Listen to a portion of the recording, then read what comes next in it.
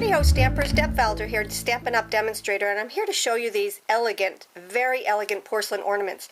You can use them for ornaments for your tree. You can also use them as tags and just put on the back of it a to and a from and use that as your tag ornament. And then they can use it to put on their tree from year to year after that. You can use them for baby's first Christmas. You can use them for the bride and groom's first Christmas. You can use them for tags for gifts.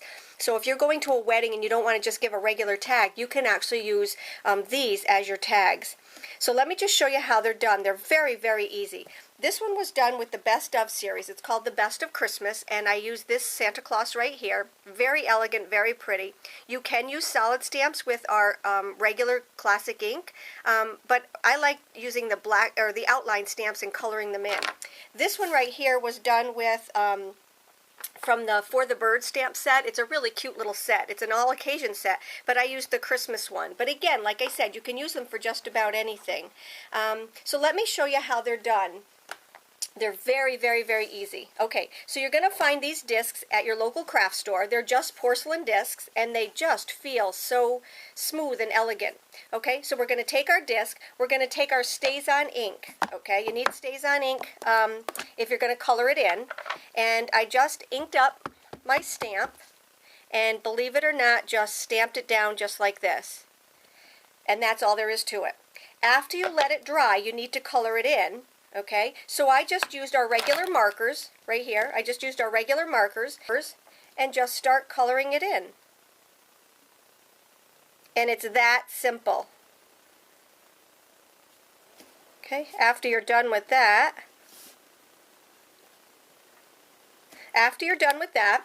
what you're going to do is you're going to add your little embellishments. So we finished coloring him. He's ready to be sprayed. And you do have to use a spray. You just go to your local hardware store and get a spray. What you don't want to do is to spray directly on it, because if you do, the colors will run. So what I do is I hold my hand away, and when I hold my hand away, what I do is I just let the mist fall down onto it. You might have to do it 1, 2, or 3 times, but it's still good.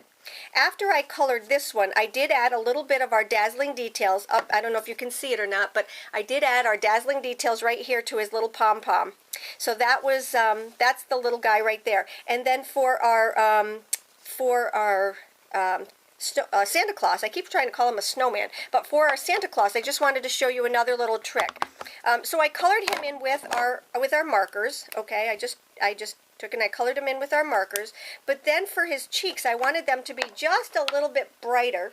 So what I did was I used my Melon Mambo, and if I did that directly on there, it would be way, way too dark. So what I did was I took my blender pen, and I just took some color off of my blender pen and then just highlighted his cheeks. So up here on the top, his cheeks are just a little bit rosier than the rest of his face, which I did with Blushing Bride. With Blushing Bride, I think it's called here. And I'm just going to take and I'm going to finish up his face and his nose. And he's all done.